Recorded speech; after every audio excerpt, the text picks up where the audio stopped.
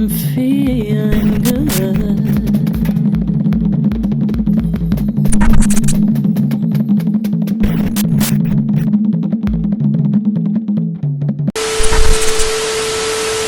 The Caucasity.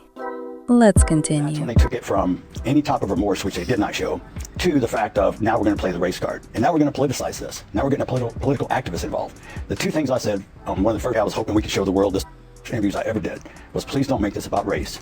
And please don't politicize it. But they chose to do both. And your goal that day was to simply get together and pray? All I wanted, yeah. And why do white folks always ask not to make it about race? Set the scenario. Your twin boys who are 200 pounds and over 6 feet tall decides to walk over to Carmelo Anthony, 130 pounds and under 6 feet, surrounded by nothing but white people, and try to bully him from under a tent. Now let's switch it. Let's put Austin Metcalf in Carmelo Anthony's position. Carmelo Anthony walks over with 4 boys and his brother. They're both 200 pounds and over 6 feet. And Austin Metcalf is 130 pounds. Your ass would have sat there and made it about race. Only time white folks don't want to deal with race is when they know they're in the wrong. And you shaking right now because there's a new legal team standing behind Carmelo Anthony. That judge abruptly retires. There was an all-white jury, no jury of his peers whatsoever. The 2 or 3 black jurors were pushed off because they were teachers. You sat there on live stream and you made fun of Carmelo Anthony, calling him a watermelon felon, talking about other black men having jobs and being supportive fathers. That must be a shocker to our community. And now you on Fox News. Let me put it to you like this. If 3x5 cars didn't want to make everything about race, they should have left our asses in fucking Africa. Never did.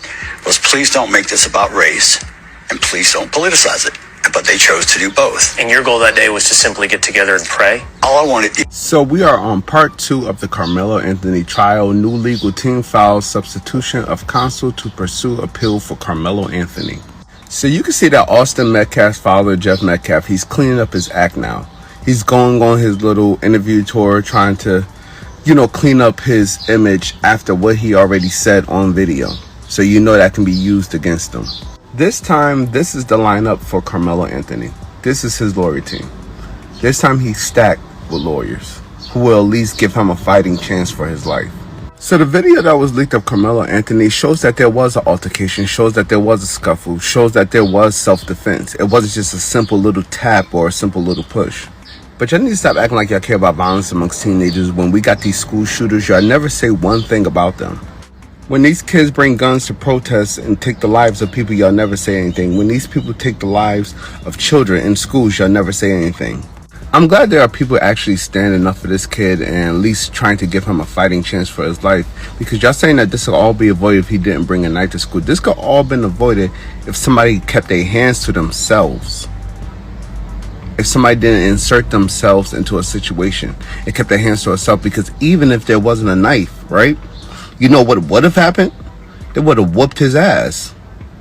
A gang of boys would have beat the crap out of him. That's what would have happened. Austin Metcalf's dad needs to get over it. Okay? Get over it. Carmelo Anthony's family don't owe you no apology at all. Get over it. It's the same thing that y'all white folks be saying to black folks all the time. It's just get over it. So what do they need to give you an apology for? You don't deserve an apology from them. Point blank, period. I hope Carmelo Anthony gets the appeal with his new team. And, I hope you can keep Carmelo Anthony's name out your mouth. It's over. Austin Metcalf is not here no more. But Carmelo Anthony's family does not need to be giving you no apology whatsoever. They only need to be worried about Carmelo, their own son.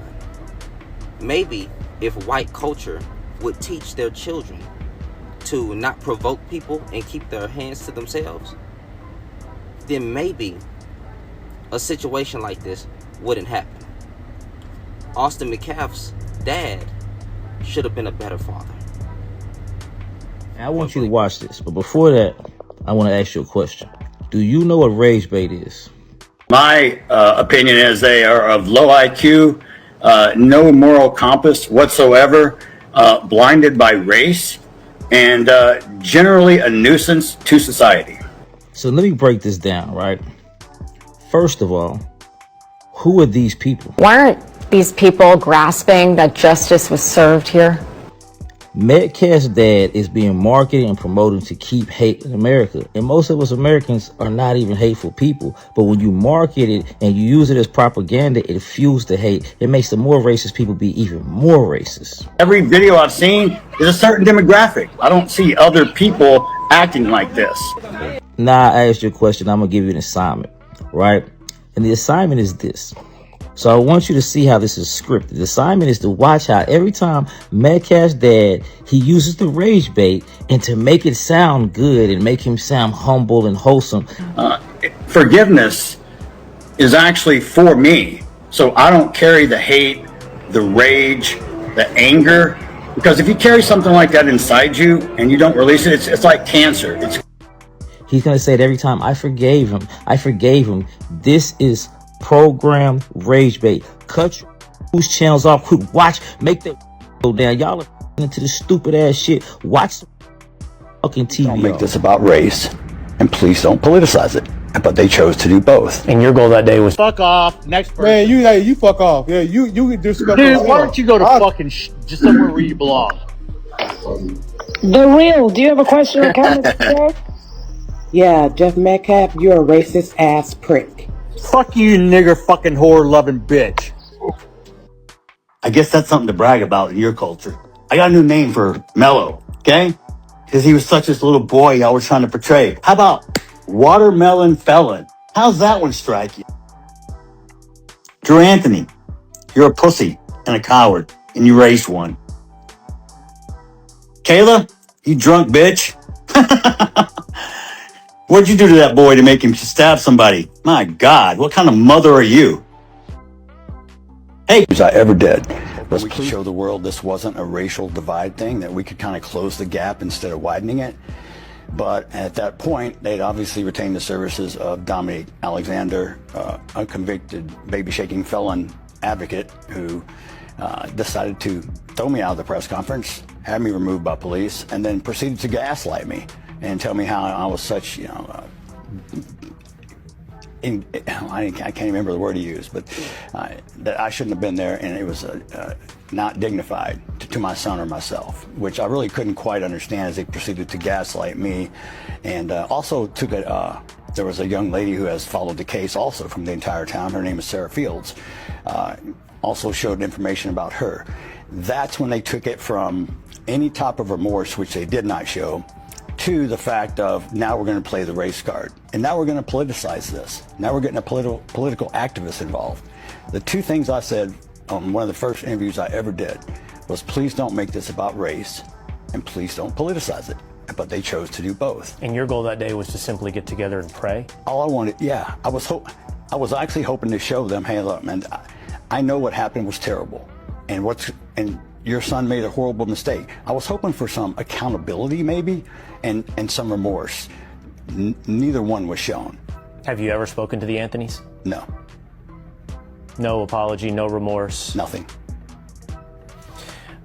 You were telling me you were inside the courtroom, quite obviously. After the verdict, the Anthonys left. They weren't there for Carmelo's sentencing.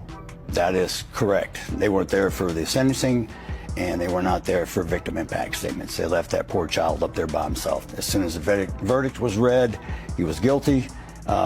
His family and some other advocates left the courtroom and turned in. Jeff keeps saying he wanted to close the gap, that he didn't want this to be a racial divide. But he made it racial. They made it racial, and it will always be about race, fool. Stop playing mind games. And again, listen to how he actually talks. He frames himself as the reasonable, praying, wounded father. But everything out of his mouth about the Anthonys and the people around them drips with evil contempt. He talks like the Anthony family owes him a public apology, owes him a certain kind of remorse, owes him a performance that fits his script. He basically says, they didn't show the remorse I wanted, so now they're wrong. That's entitlement. That's condescension. That's him trying to control not just what happened, but how the Anthony family is allowed to respond to it. They don't owe him a damn thing. Notice when he speaks, it's unity and prayer. When black folks speak, it's race card and politics. He wants the power to talk about race, but only if he's the one defining what's acceptable. And then there's that watermelon felon line about Carmelo Anthony. That's not just some edgy phrase. That is straight out of the old racist playbook. We all know that watermelon has a long history as a racial stereotype used to mock black people, to dehumanize, to reduce us to a joke. He took that stereotype, glued it to felon, and used it as a catchy insult. That's not about justice. That's not about accountability. That's cruelty layered with racism. And he knows it. You can't tell me that's accidental. You don't just randomly pick watermelon when talking about a black defendant without knowing exactly what that sounds like. It's demeaning. It's humiliating. It's meant to make Carmelo Anthony less of a human being and more of a caricature for his audience to laugh at or look down on. And then he wants to sit there and talk about how he didn't want it to be about race. No. You made it about race the second you reached for that damn stereotype. On top of that, he keeps bringing up how the Anthonys weren't there for sentencing, weren't there for victim impact statements, how they left that poor child up there by himself. He's using those details to keep framing them as cold, heartless, and irresponsible. Again, it's him casting himself as the noble victim and them as morally bankrupt. It's storytelling designed to make his pain superior and our pain suspect. All of this together paints a clear picture that Jeff Metcalf wants control over the narrative. He wants and craves attention. He wants control over how our grief looks, over how race is discussed, over who is allowed in the room and what they're allowed to say. And when black people don't fit his script, whether it's Carmelo, the Anthonys, or a black activist, he reaches for language that belittles, demonizes, stereotypes, and shames. Shaking my head. That's why his whole, "I just wanted to pray and not make it about race" line rings hollow. You don't get to say that while using racially loaded language and smearing black folks as soon as they don't bow to your expectations. That's not peacemaking. That's manipulation. So, when you hear Jeff Metcalf talk about apologies and remorse, understand what's underneath it. This isn't just a performative grieving father asking for accountability. This is a racist man using his pain like a platform to lecture, to judge, and to throw racial shots at a black family and a black defendant.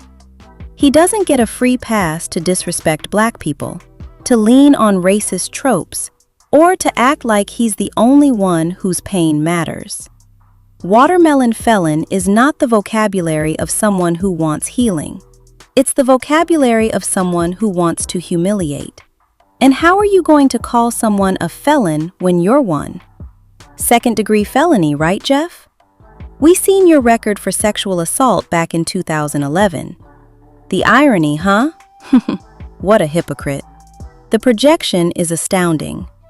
Whew, child. You're out here demanding an apology from the Anthony family while wielding your performative grief like a weapon. Stop hiding behind unity and prayer while you're out here swinging racist language. Call it what it is: unwarranted hostility, disrespect, entitlement, and racial stereotyping. And that's exactly why his words always backfire on him.